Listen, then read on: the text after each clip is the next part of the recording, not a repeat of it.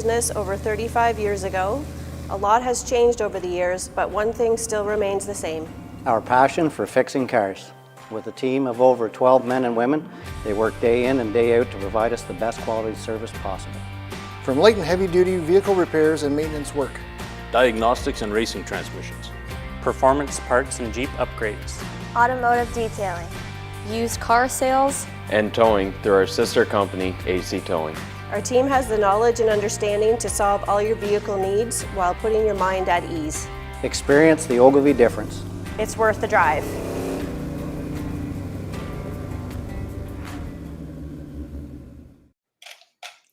Hello and welcome back to the Bracket Life Broadcast, Canada's drag racing show. Brandon here with my good buddy Andrew Stark. Andrew, how's it going? We're doing all right. We survived the apocalypse eclipse. It's That's Tuesday. Right. What more could you ask for?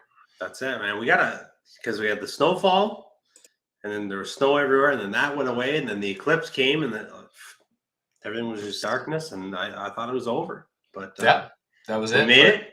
We're back. We actually turned the AC on in our house today for a minute. It's not like we're not cooling that thing down to 65, you know what I'm saying? But we got a lot of sun here. We got a lot of windows in this house, so we're still figuring out the best way to keep it cool. But we had to, take the edge off a little bit. So it's a good thing, right? It's just you're messing with the knobs, trying to find the right setting, right? That's right. We're 9 days into April now, man. It's only in Canada. Only in Canada you go from heater to AC in like 1 day, right? Yeah, exactly. But it's getting there. It's getting close. Kind of that's how it is. But before we get started in the show, obviously, as you can see from the commercial that we started off with, tonight's show presented by Ogilvy's Auto and Fleet Service. It's right there. I can see it out my window. I'm staring across the road at it. Located in Jasper, Ontario, Canada, Ogilvy's Auto and Fleet Service can not only fix all light and heavy-duty vehicles, also a dealer for FTI Performance, Jones Transmission Pumps, K&R Performance Engineering, Portatree, and Race Star Wheels. Visit the website at ogilvysauto.com for more information and anything race car related. Send me a message. Give us a call. We can usually figure something out and get you going with that. And say with all your, if you're in the area, heavy duty, light duty stuff, we do everything there. It is jammed right now. Frank, I don't know how many motorhomes we have in the parking lot right now. Getting ready. The preparation for various different seasons for all the different hobbies, right? Yes, exactly. At least we get to prepare our motorhomes and trailers and stuff, and then we get to practice that by preparing everybody else's motorhomes and trailers and whatnot in the shop during the day. So that's how it is. But there's there's a lot going on. So anything you need help with, anything you want to check out, a lot of custom stuff going on when we have time too. So stop by. You never know what can happen, and check out the website. Lots of good stuff listed there. Mm-hmm. If you are tuning in live, be sure to comment. Let us know that you're hanging around, checking it out. We're excited. There's a lot of results tonight, and then I think a good discussion at the end that I'm really excited for. So let us know, and then let us know what you think throughout the show. And we love talking with you, interacting with the whole deal. If you're watching on YouTube, hit that subscribe button just underneath the video. As always, if you're not on YouTube, go to YouTube, hit the subscribe button, Bracket Life Brand channel, and we will dive into the Canadian Countdown. Andrew, No Prep Kings, we got some big news. Well, I realized what we are for a broadcast, but I couldn't help but putting this on there because it's exciting for our racetrack friends, right? Rad Torque Raceway, Mission Raceway. So they came out, I guess, a couple of days ago that No Prep Kings are bringing a team to Canada.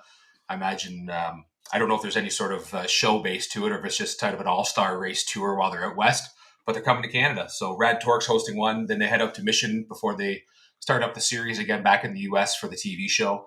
Kind of reminiscent, and I can't say that I lived through these days, but the old touring, match racing days that you may have grown up, depending on your age group you're listening to, or saw, depending on where you're at, where the the famous racers making their ways around just match racing. That's kind of what you watch for No Prep King. So exciting news for there's the old pro mod kind of.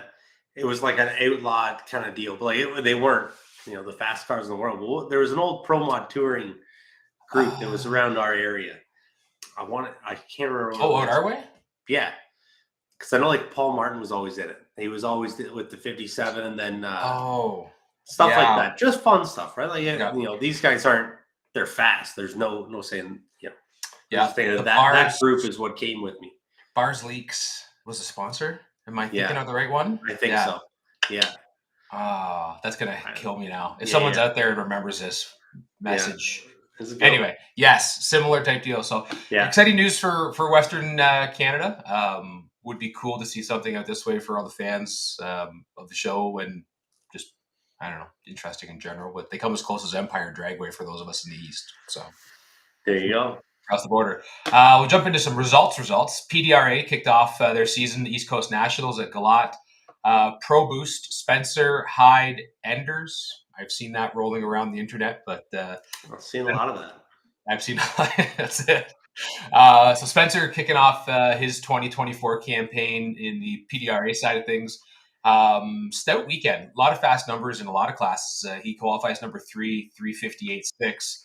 He'd make it to round 2 before running into Preston Tanner, who expired might be an understatement, a motor in the attempt to beat Spencer. I believe they kicked it apart and just destroyed the front of the car. There were some pictures of it, and Spencer jumped back in to kind of help them get the car back together, back to the camaraderie. We'll jump in here. I just saw this come up. Paul Martin for the rescue here. Supercharged Thunder. Bars Leaks Supercharged Thunder was the series. That was awesome. Yes. Yeah. I think about that it'll come up in my mind. Every once in a while I think about that. But I loved that growing up watching it. Oh, it was fantastic. Like just wild burnouts, wicked cars. So yes, that's what we're looking for. Thank you, Paul. We appreciate that. Preston went on to take out Spencer. Round 2, we'll get the semifinal for Preston. Pro Street, Nick Agostino making his debut for the season in PDRA. Qualified number 8 with a 4.002. He would end up racing the number 7 qualifiers. So one of those tight matchups in round 1, 7 and 8. Unfortunately, Ethan Stedding in round 1 would come out on the top after Nick took the starting line advantage but couldn't get the car down the track for that round. Elite top dragster, Kyle Harris. This was a fast one. Like all the top sportsman, top dragster fields were just ridiculously quick down there. Number 3 qualifier with a 372. The bump for the fast 16 part of the elite side was 381.4 in top dragster. If you couldn't go 381.4, and I think there was 2 cars at 381.4 just to get in 15 and 16. So just ridiculous. That is wild. It's like I can't fathom. I mean, it's a 10th for 16 cars in a bracket field. A, B, like 381. Right? Yeah. Like I don't care that it's dragsters and alters and anything else. That's just flying to go out there and now put a dial in on it and brackets. And if you look at the rounds, like there are some, we've talked about it in some fantastic rounds where someone's 00 and dead something in 200 and plus mile an hour cars in the 8th mile. So wicked deal. Unfortunately, Kyle goes out in round 1, gets doubled up on the tree to Kellen Farmer from the Carolinas. Pro junior dragster though, Ryan Harris. This is another one of those deals, just an elite level of competition. So 790 junior, pro junior dragster, 32 car field. Ryan makes it into number 12 spot. 12, okay, 790 index. 790 with a 9 only gets you number 12. The bump spot, 792 with a 7. So 42 juniors going for 32 spots. Just a wild level of competition to get that down. Ryan gets down to 4 cars. Round 5, I guess. 4, sorry. Goes 41 on the tree, 91.9, and unfortunately comes up short to Ashley Franklin, who I believe is part of that Franklin family that is the Pro Nitrous. I think they own Virginia Motorsports Park too. I believe that's all the same group of people. So great job for Ryan. Great start to the season. NHRA Winter Nationals from Arizona. So we alluded to this in the last show that there was various parts of the Winter Nationals that weren't finished up. There are still various parts of the Winter Nationals not finished up, but the Legends Nostalgia Nitro Funny Car Series, which hosts quite a few of Western Canada's racers, but in this case, Ontario native Jeff Arend finally, after a few weeks of waiting, got his chance at NHRA Winter Nationals, Wally, racing Bobby Cottrell in the final. Jeff would leave even with Cottrell, but unfortunately the tricky Arizona track got the best of him. Cottrell would make a full pull. Jeff would have to settle for the runner-up. But that wasn't it for the weekend for Jeff, as the Legend Series was also running an event at Arizona. So we'll touch on that later. Cottrell also would go through Edmonton racer Nathan Sitko in the semis. So he had to go through a contingent of Canadian racers to get his win. Moving on to the NHRA Arizona Nationals, the actual event. Pro Mod making their first trip to Arizona, West Coast. A lot of West Coast racers there as well. Not normal NHRA contingent, but Mission BC's Justin Bond taking the Bahrain 168 Camaro to the pole, 565.6.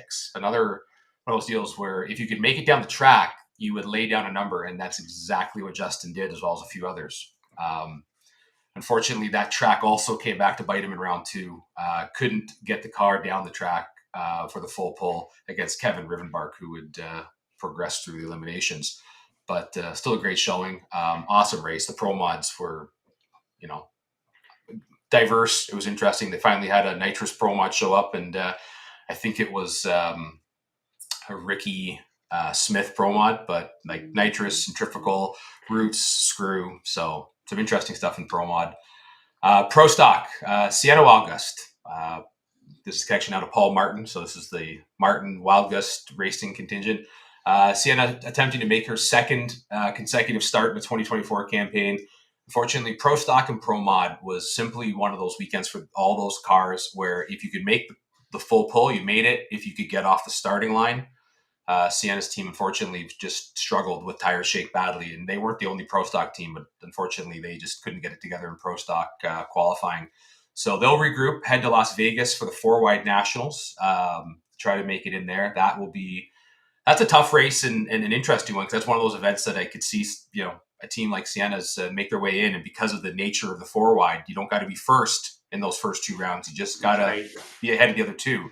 And so that could be a race where you could definitely see her picking up a round win, her first there, based on the format, and hopefully get some momentum from there. Legends Nitro Funny Car, Arizona. So 3 Canadians make the 8-car field: Jeff Arend, Tim Boychuk, Nathan Sitko.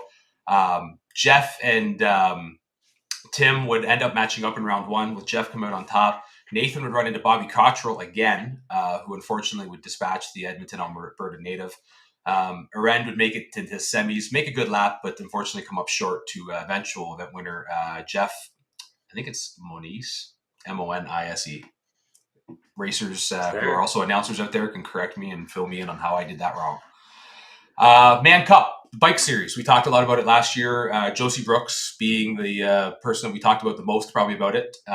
But their series started off. But this year, we're talking about Darren Bullwhip Johnston. He is a racer from the Race Cayuga Sportsman Series, or at least that's the series he predominantly runs in out this way. They picked up the motorhome, the trailer, bikes, plural maybe, I'm not sure, and went down to South Georgia Motorsports Park and kicked the year off in style in the 950 class. Darren made it all the way down to the semifinals. So great start to the year for them. I believe that was their first event of the year. So they did the normal, day before testing. Yeah. Everything worked, and then made his way down to the semifinals. So great start for them. I believe Josie went down as well. Josie Brooks had a little bit harder of a start of the year for her, but I'm sure she'll rebound, because fantastic team and they do a great job. So congratulations to Darren on a great start. Knoxville Dragway. So I saw this a couple weeks ago. Windsor, Ontario native Kenny Hollywood Hebert. I believe we've just dubbed him Canadian Skinny Kenny, but I'll figure that out, or someone will figure that out for us. He kicked the year off with a runner-up in the Ironman race at Knoxville, so 2:22 a.m. final round. That is a long day. Great job for Kenny wheeling his wood-paneled dragster, if you've ever seen it. He's also the one that has the brain fade. Is the Mini? The Mini. I'm thinking of the VW Bug. That was the previous car. That was the Mini, right? Yeah.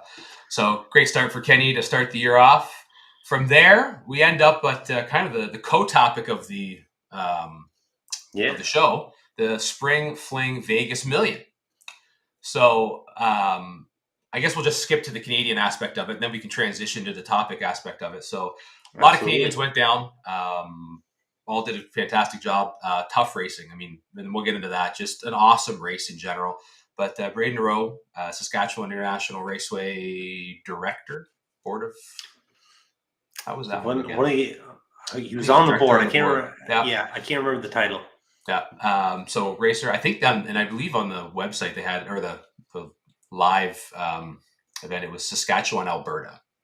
So there was that was a correction that needed to be made. Close, But though. anyway, Braden heads down to the no box final on the Sunday 30K, which was the Friday 30K. Now that I think about it, because that was Yes. a continuation of the Friday race. Yes, so on that Sunday, was supposed to be on Saturday.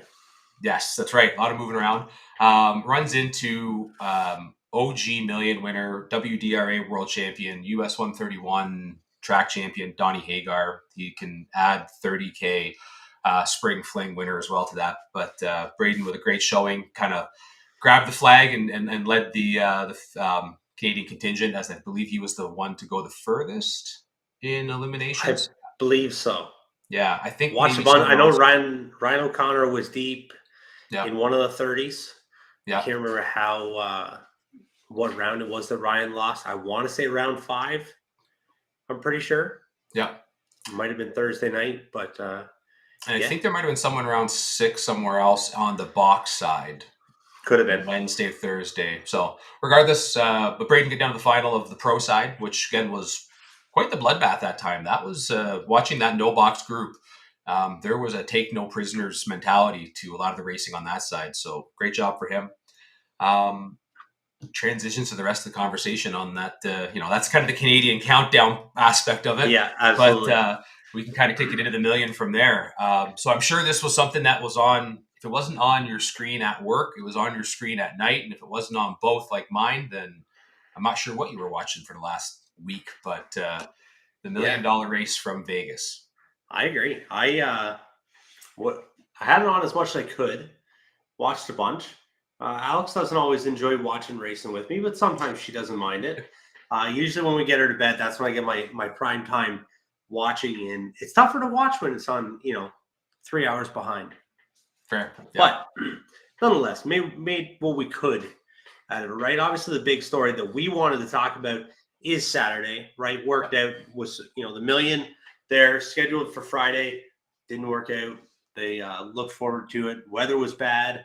I think they actually had, I don't know how many accidents. There was 3 crashes at the Fling, which is crazy. I think that's the most of the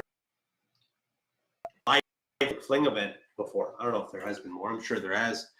But yeah, so then just made a good choice. Mixed it up to Saturday for the Fling Million.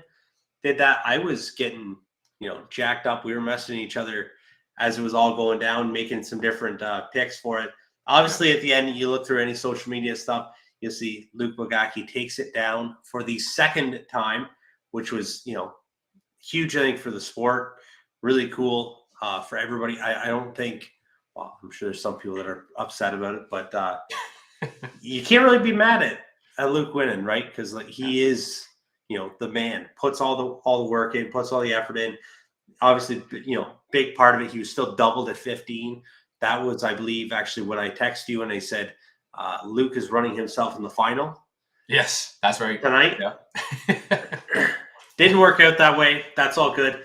Part of, and will be part of the conversation kind of as we go through it on what he overcame. But he has, and we spoke before the show too. So I made sure I read the whole thing. It's a long post, but Luke Bogacki, Motorsports. I don't know if he shared it on his personal page or just on the Motorsports page. Great post of reflecting on the week and on winning the million for a second time. If you have time, when we're done, go read that. Yeah, right now. Check it out. Yeah. We're going to summarize kind of most of it and look at it and kind of tie it all into a preseason prep kind of situation. It's an interesting kind of flow to it. Andrew, lead us in.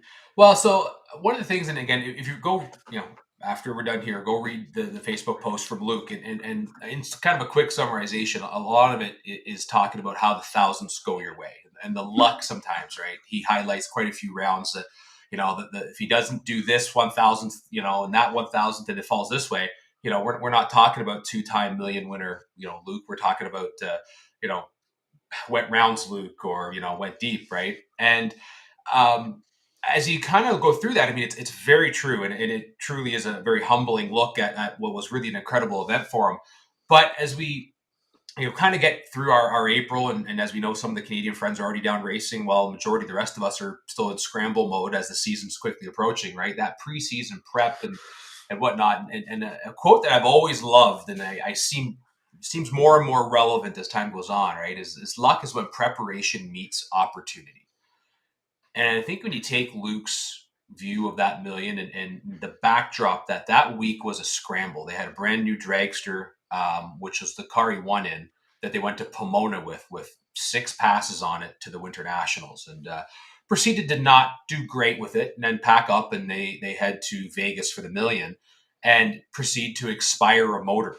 So they put a new motor in that dragster, and then the roadster, proceedingly has troubles, loses a lifter, which causes some questions on the cam, puts him out of an event. I think he had one around and had to forfeit the round win because they had a cam out of that motor. And the amount of thrashing to get 2 cars back ready to run Saturday and then run well Saturday and then get down to 15 cars, be part of this, the first split basically, right, with that, and go on to win the big race, I think speaks to one of the things that you can go back is if you're not prepared like they were, you're not going to get lucky. You're not going to get those thousands dropped your way. And by prepared, I mean, if you read some of Luke's stuff, he's a big advocate of having, just things. I mean, if they don't have that spare motor, and I'm not saying that all of us need to have spare motors and trailers to go places, but at the level he's racing at, he knows what he needs to be prepared for to hit the road and to be successful.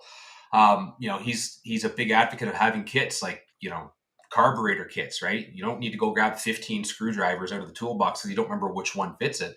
He has a kit to be able to go do carb changes, jet changes. He's got a lot of duplicated tools, but if you need to do carbs, there's a carb kit. You need to do, ignition, there's an ignition kit. The preparation to be able to fix stuff between rounds. And all of this kind of comes back to that preseason of, when you're preparing to go, we often focus on the car itself, but we don't often focus on how to get everything else prepared, whether it's the truck, the trailer, the motorhome, the trailer contents to go to the track. If you had a distributor go bad in a cap in, let's say, round 7 of the no box race in the national event in IHRA, can you fix that? It's awfully specific for a reason, right? Cap goes bad, car fails, you lose the round. There's a level of preparedness there that had you been that, you could come off saying, I was lucky. Well, you were lucky because, in a sense, you were prepared to fix that issue in that moment to continue running. So when I looked at Luke's results and looked at this conversation, I really started to look at it and go, well, he talked about luck, but all that luck generated from what he did, essentially this point, right? And the years of experience he's had getting to this point in this season for him of getting prepared, ready to go racing outside of just the cars themselves, which is kind of my long-winded way of kind of working from the million and Luke's success and everything I've kind of read about and learned from him into just, what do you do to prepare to go racing, right? And this isn't about, putting fresh tires on the race car and, a new oil change in the motor that's still okay from last year, or, looking at the rear end for the first time in, a decade, right? And hey, look, that oil's a little dark. We should put some back in it. But it's everything that goes around the support for that to go to the track and what it is to go there. I mean, you can't go race if you're on the side of the road broken down. What have you done to make sure that everything there is good to go? So that was kind of one of the things as I worked through, the delirium of staying up too late Saturday night watching all this live of just, what it takes, what should you do, or just that conversation. What do you do to get ready to go racing outside of just the cars themselves? Absolutely. A point that we had came up with together, spare tires. How often are we checking those? How often are we checking our tires? Things like that, right? All the little details that we've all been caught on, right? You learn these things as you go, right? You don't have a spare for this until it fails. And then next time you buy it, you get two. You know what I'm saying? So that also comes with it, right? But how much do you put into that? How much effort do you put in to the thought before of making your whole program smooth? Right at the beginning of the year, I find a lot of people, and have felt it myself too, that we'll get back to the racetrack and wait a minute, where did I put this? What did I use? How did I do that? Where did I put, where's the fan to cool the transmission? Where's the battery charger? Oh, freak, the battery charger doesn't work. Will the generator start? Things like that. So that's it's different stuff like that that makes a difference, and then we have to really think about. That's something that, I try to, I've had my generators running. I've made sure the oil's changed in one of them, not in the other, which would be, we'll get that handled, right? I got a week and a half. Well, I guess a week and 2 days before I'm on the road to a racetrack, but things like that, right? And then, take care of it, put the effort in before, so that your first trip out, you're not stuck on the side of the road with something, or you're not mid rounds and missing some different parts and pieces. So that's something that we do. I try to. I haven't. I'm not saying you need to do. Take your whole trailer apart every single year. Obviously, it's good to do that. Check the bearings and things like that, because that's like an overlooked aspect of the deal. But preparation starts there, not just with on the track stuff and hitting the practice tree as much as that. Also, they're all kind of equally go together. Absolutely, right? Like, and this works into even the mentality of things, right? So you go to the track. I mean, we already know it's a difficult enough sport, right? And if you followed anyone who didn't have success, this past week at the Million, and there's some notable racers, they'll tell you flat out how you can, get kicked in the face in other places pretty hard, pretty fast, and do everything right in the process of having that happen to you.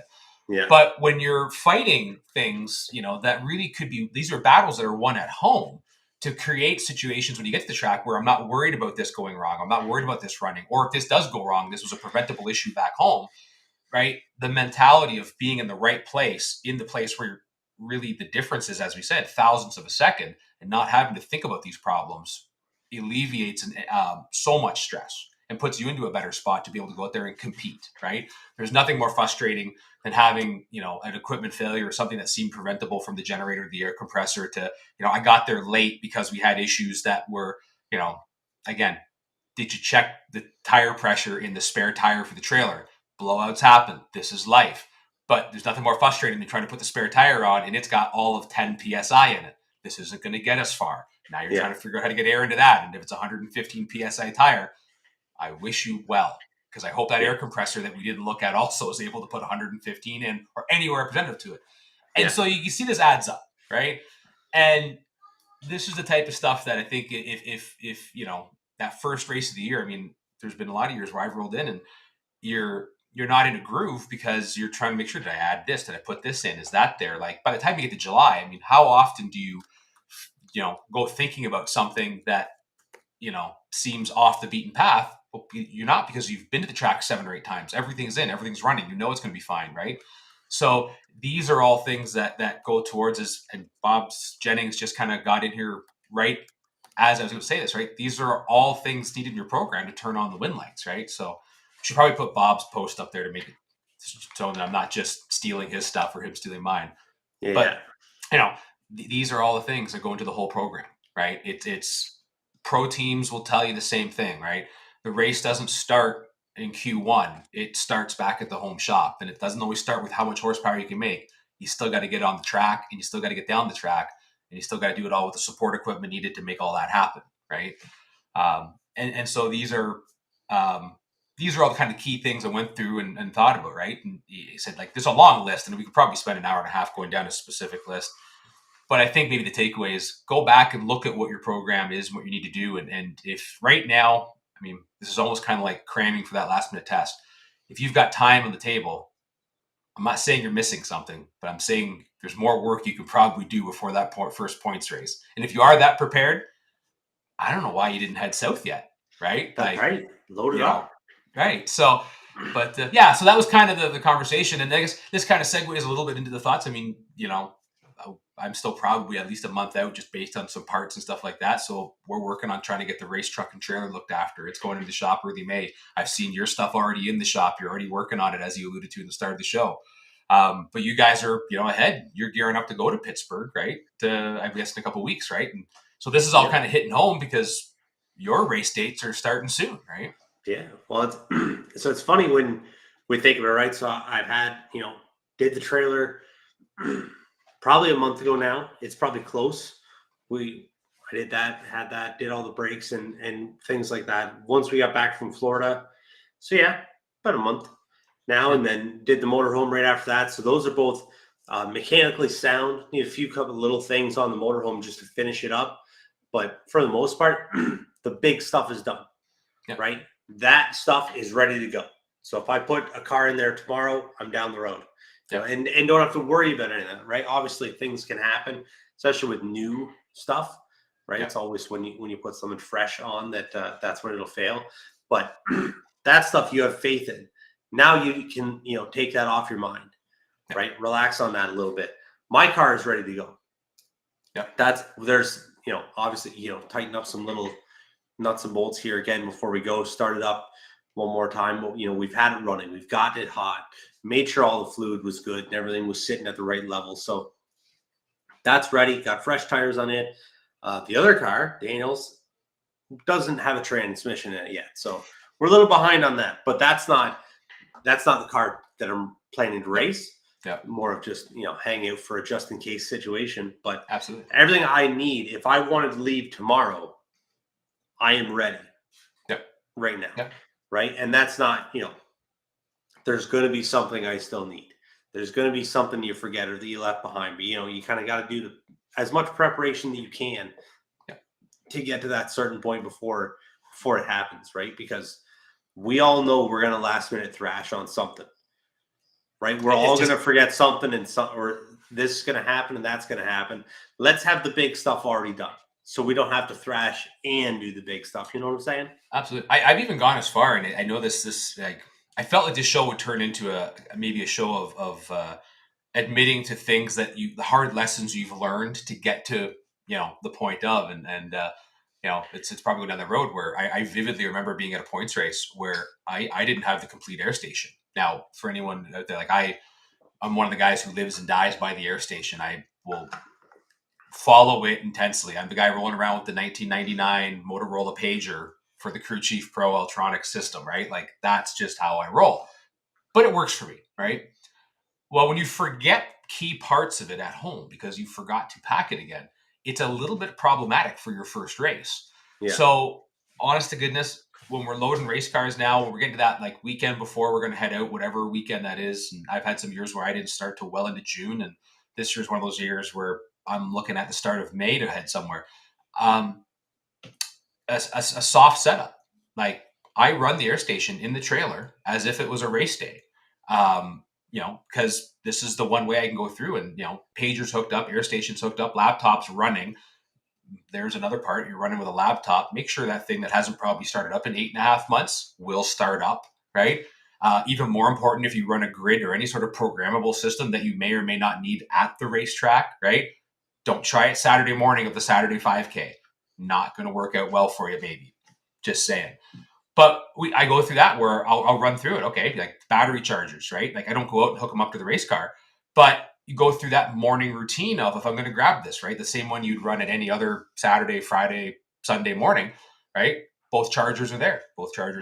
Right? Fuel jugs, fuel funnel. There's one. You ever put fuel in a race car in the shop, put the funnel down, and then pack everything up? Funnel. Kind of key depending on how you fuel in the car. So I've actually gone through this one deal where my off-season program, truth is, the weekend before I go racing is spent kind of running through that initial setup. Was everything on the race car side, most particularly of the setup, in there? And in some cases it's turned on and run. And I'll use the air compressor in the truck or the trailer to put air into the car tires before I put them into the trailer. Because truth is, that ran me through the exercise of making sure the air chuck, the air line are all good. Nothing has broken, come apart. The air compressor will make PSI. Like, again, lessons learned the hard way at that first event that became stressful, that now the for a weekend before is just spent going through the motions of it's all there, Yeah, it all comes together, and it's all kind of the idea of is like an elementary idea, and then in practice it gets you get kind of lax on things. That's how it was for me. Kind of Rachel woke me up one day and she's like, it's April, I'm like, oh God, things fly, right? So like, that's kind of how it always goes. And especially now with time moving so fast, right? Like we said at the start of the show, it's April 9th at this point. So that's crazy. You know what I'm saying? Like how it's already moving this fast. So if you haven't looked at it, it's a good idea to start looking. Absolutely. Right. Cause you can't be over prepared. on things like that, right? It's not gonna be a problem. Go find, because usually we all know what issues we're gonna have or what problems are gonna fight us, right? Yeah. Especially starting, motorhome batteries. Usually, if you leave them in the coach, maybe out to get frozen, maybe they don't want to work very well. Yeah. Yeah. Maybe the trailer ones don't want to work very well, Yeah, right? these are all frustrations of that first race weekend that, again, let's deal with it. Or the second or third. I mean, more often than not, it's been something sometimes a couple weekends in, right? Even just trailer inventory parts. Like one of the, I want to say discussions you had to have internally was, what are you prepared to get? Like, what level of war are you prepared to get into at the racetrack, right? Mm-hmm. So, for instance, we carry a couple converters, a couple transmissions. I carry 2 cars. For whatever reason, in my head, at one point, it was made that if I ever lost 2 transmissions and 2 converters, I was prepared to put them in. In reality, probably not so much, right? But we are prepared to do that. Now, in all honesty, I'm thinking if I lost one and I still have a second race car sitting there, where one race car is just about to get thrashed on hard from going in circles versus anything else. But just what level of fight are you? And if you're willing, if you're one of those guys who's going to, girls are going to go bat and battle, then do you have all the tools needed to do that? Back to preparation, right? The off-season preparation. There's no point talking about how you're willing to do X, Y, and Z if you don't have the capabilities to. And not that the racing community can't step up and help you. We certainly see that more often than not, right? Where people jump in to help, but just, put that itinerary together, list. I mean, I'm at the point now where I kind of have a small inventory checklist, right, of parts and pieces that can kind of meander their way out of the trailer through either personal attrition or borrowing, right? That you just need to make sure it gets restocked. And they're not high dollar items, not just bolts, clamps, like, just little specialty things that truth is, if you need one, you had 100, you loaned out 99, you got one left. But if you need 2, now you're in trouble, right? Yeah. What does that drawer look like? Exactly. And the big thing that, because we talked about, obviously, Luke at the Fling, putting it, swapping engines in a dragster. That's great, right? If you have a spare engine, you can do that, and that's awesome. Most people don't. Most people can't. And they don't have the ability to change it at the racetrack, right? So that's just how it is. So, all right, you don't keep that. So then, maybe you have, I don't know, if you have a fuel regulator maybe that goes bad, or electric fuel pump, water pump. Yeah. Big one that we found is a shift solenoid. Yeah. If you're have an electric shifter, always make sure you have a couple of those in stock. You never know when the electric shifter is going to fail. Trans brake solenoid, little things like that, right? That aren't huge expense, right? Yeah. But they can really, they'll mess your day up. Oh, absolutely. And can really save the day if you can, whenever they do fail, or whatever round it is, if you can survive that, you can live to carry on with that, because they're relatively easy to change, right? Whether you want to prepare it, if you shift solenoid, if you have plugs or something like that you already want to have wired in, so you just swap that out easy enough. And that's a great idea, right? It's the preparation of you have your car. You hit the nail on the head there, right? Like it's great to have that spare blank in the I don't know why MSD is the one that coming to mind here, right? But like the spare MSD part in the MSD box. But if it needs a plug put on the end of it in order to go in, like crack the box open, put the plug on that works for the car, and you're ready to go. Like you don't need more work in a situation where you're already in a scramble. Back to preparedness, right? Yeah. The shifter, right? If it's got certain connections, I mean, if you can make as much of it uniform as possible, right? Grab the shifter out, grab some connectors, put it together so that it turns into just being a bolt into the car, plug, and away you go. Like this sort of stuff, right? Again, back to what level of battling are you willing to go to, and what level of preparation do you want to be prepared for it, and that won't hamper your ability to continue on racing. And there's an amazing mindset that happens when you hit adversity and have an easy fix for it on something that may have tripped you up, and you've got the momentum on your side, you're rolling rounds. You have a shifter as a prime example go south. You've got one to plug in, move on. It's solved, fixed, and you're ready to go. Like there's something there about that confidence of being able to overcome that little bit of adversity to continue running in the rest of the adversity, which is that race. Yeah. And versus, conversely having to work around something that could really drag you down now, right? Particularly in a spot where you just want to be in a good headspace. Again, preparation to these things. For sure. And that's kind of the next point that I was, wanted to make, was the being prepared with your equipment, whether that's, your motorhome, your trailer, all your inventory in your trailer, your spare parts, And it does, spare parts are not, right? Your battery charger works, like we all said, generator works, your fans, you have your setup in your system at the track. You know that it's all there. You know what it all is. You know how to do these things. Your race car, you have faith in that because you just went over everything.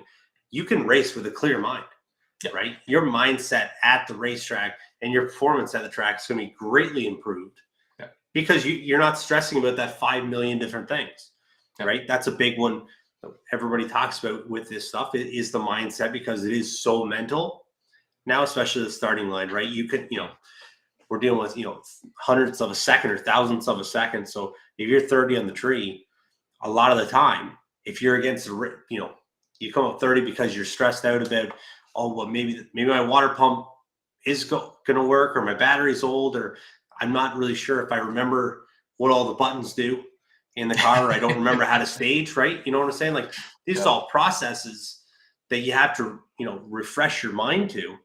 Yeah. So if you're thinking about that and you come up 30, well, the guy beside you that has done the extra work and the extra effort to be prepared, that's not his mind. You're just doing it, right? You see a lot of in sports kind of that the mid-season form references, right? When you get like midway through, and that's when the racing really heats up. That July, August, kind of September is more near the end, but like that July and August racing for everywhere, it's really kind of the busiest time of year for a lot of people because we are in mid-season form. We have worked the bugs out of our equipment. We have worked the bugs out of our programs, and you remember how to do all these things. So then the quicker you get there, right, mentally, you have the advantage over these people, everybody beside you that aren't, there. They're still in the, the mess up stage or whatever stage you want to call it, right? Where you're going to find your weak points in your program. It's easy to get behind, right? Like if you hit the struggle bus early in the season because of things that were preventable, like the back home preparation, it is hard to pick up that stride to move ahead again, right? And these are the things again, like I think as you learn through the years, right? When you make these conscientious changes, right? If you can hit mid-season stride and do that through the preparation ahead of time, you will have some form of discernible advantage over various opponents, right? But if you're behind from the get-go, you missed the first points race because the wheels fell off the bus, literally or proverbially, right? I would hope proverbially, because literally is a problem. Literally right? is not good. Literally is all bad. But in all honesty, then you are going to be in a more difficult position moving forward. And depending on the level of racing you're at, that can be compounding. Like local racing is hard and difficult. You add into leaving town to go to a bigger event where there's a bigger financial investment, there's a bigger travel investment, time investment to deal with all these things. There is an inherent level of pressure added now. Not necessarily maybe to perform. It all depends on where your psyche's at. But in all honesty, that level of am I ready to go and am I in a good place to go? You're driving down the road wondering about do you have everything or is everything okay to go? You are behind the 8 ball before you've ever rolled into the racetrack, right? Yeah. And that's a tough place to start your week or weekend off, depending on how long that event is. And as I said, not in a good spot to really come off in the trailer and be, killer like a lot of other folks are going to be, right? Yeah. And, truth is a lot of those other folks can afford to have people do this for them, right? Which is a difficult spot. So everything you can do to get yourself into a spot, right? When you're talking, particularly on the high level, I mean, we're talking about one little segment of this, obviously, but right? These are all things to worry about, right? As that's back to what Bob says, right? It's a whole program needed to turn on when lights, not just the good race car, right?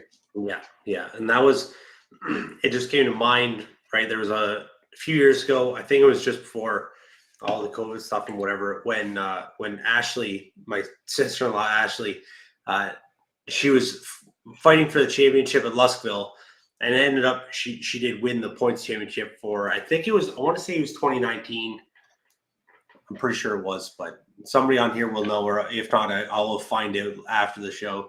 But I was talking to Mike about it before the race, or kind of near the end. We're discussing kind of points chase and things like that. And he's like, we're looking at all these different, points that you've gathered over the course of the year, and then you think back to May, and he's like, you didn't care about it then, right? Not that you didn't care, you wanted to win, but like it didn't have as much weight then.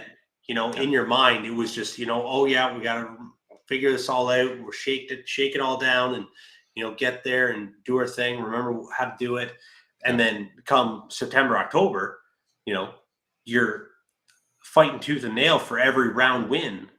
Where it all kind of comes back. That was the topic of the whole conversation was if you spent your opening race or put the effort into the opening race the same as you do your final race, if you were fighting for a point championship or whatever it is that you're going for, right? Yep. You just want to win events, try and get as many big checks as you can in 1 year. You're following the championship series or whatever it is, right? You start the year with that same mentality that you can finish the year with. Yeah, I think it's going to make a difference and produce results. So it's the mid-season form, but that's what you got to. You just got to be in there all year long. There's a reason that major pro sports, even F1 and NASCAR, have preseason, right? Yeah. Like regardless of whether it's a motorsport or an individual athletic sport or a team event, there is a reason for preseason. And it used to be, making sure the team we had the right people on the team, everything else. The reality is now it's just simply trying to get into form so that from that first point on, right? And again, this all stuff starts at home, right? Yeah. Absolutely, so it does. Yeah. You've actually made a good argument for preseason racing now that I feel like we've gone through this, right? So hey, but I don't know if you know this, but that's why Bracket Life puts on a practice tree competition, right? We're trying to help you get in preseason form. Gotta remember how to let go of the button. But it's good, right? Get there early, get out there and do it. I think it'd be tough for everybody to start kind of on the West Coast or Western, whatever, similar to how they do, for the Fling Million. Go out and just join that. That's how we're going to start the season. But that is, load it up. Let's go. Get there and then, challenge yourself to bring the best version of yourself or the best version of your racing program to the track, right? What needs to be done. For the most part, none of us, I'm sure there's a few, but for most of us, this is not our first time going to the racetrack. This is not our first off season. This is not our first, season opener. We know what to do. We know what things need to be looked at, right? And you know what's been in the past, and you know what you've forgotten in the past, right? Yeah. We all know enough people. There's enough people in this industry or in this sport that are supportive of each other. Reach out for some help if you need it, or just some direction.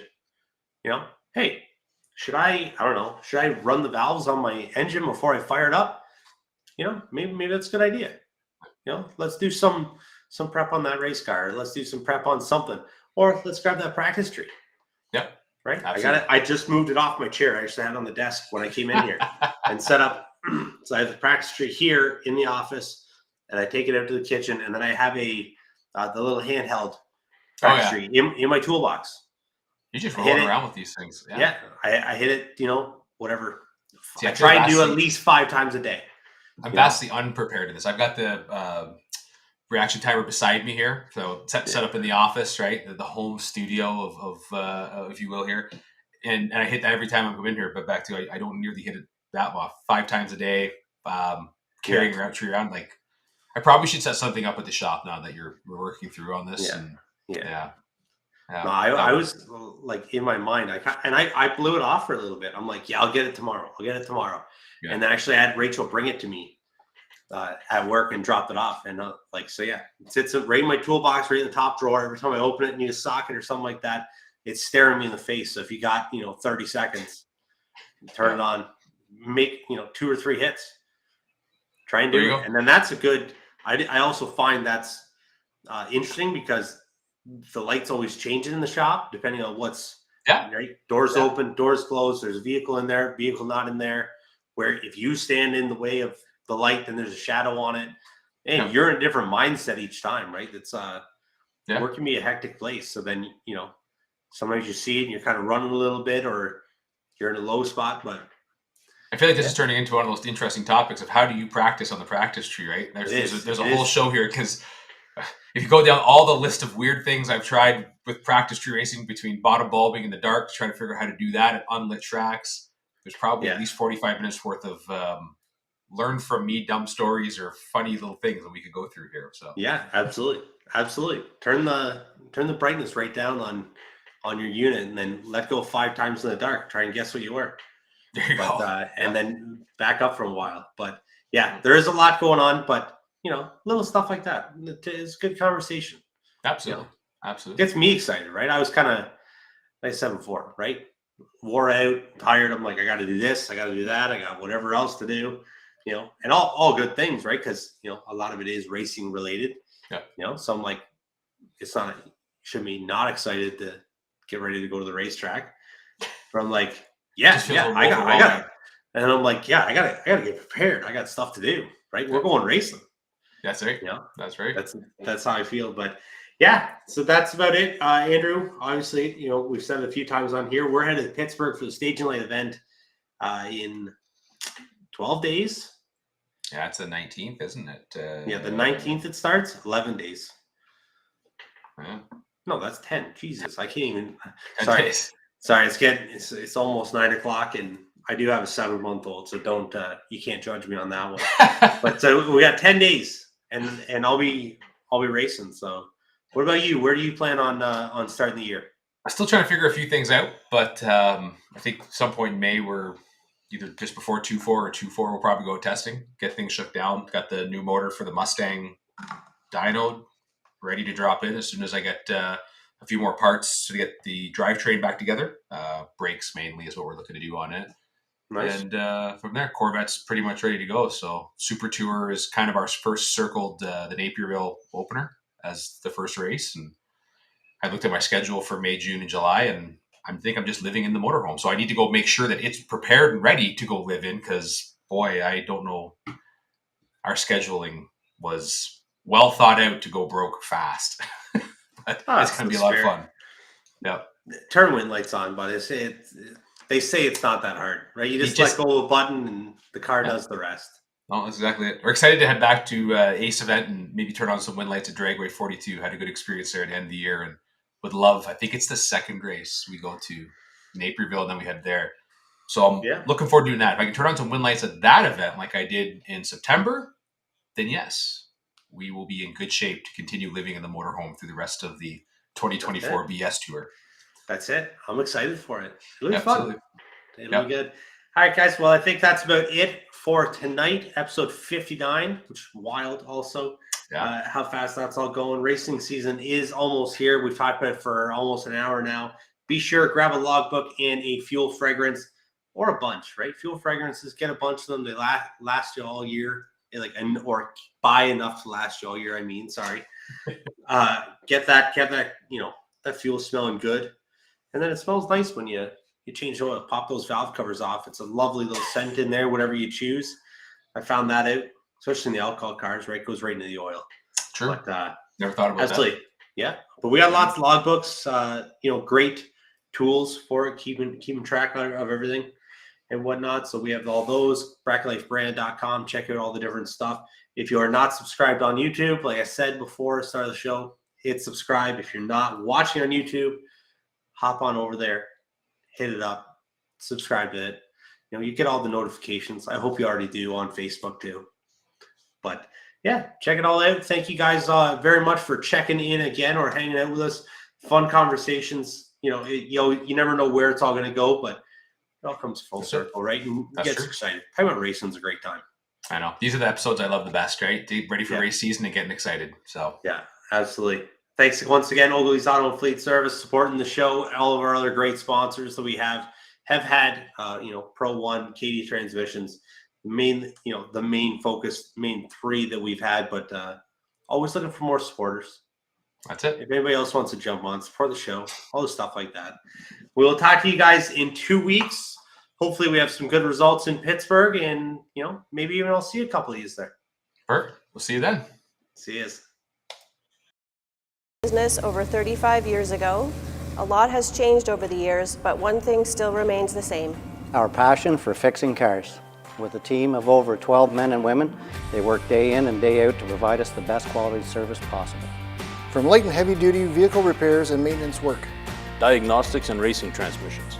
Performance parts and Jeep upgrades. automotive detailing, used car sales, and towing through our sister company, AC Towing. Our team has the knowledge and understanding to solve all your vehicle needs while putting your mind at ease. Experience the Ogilvy difference. It's worth the drive.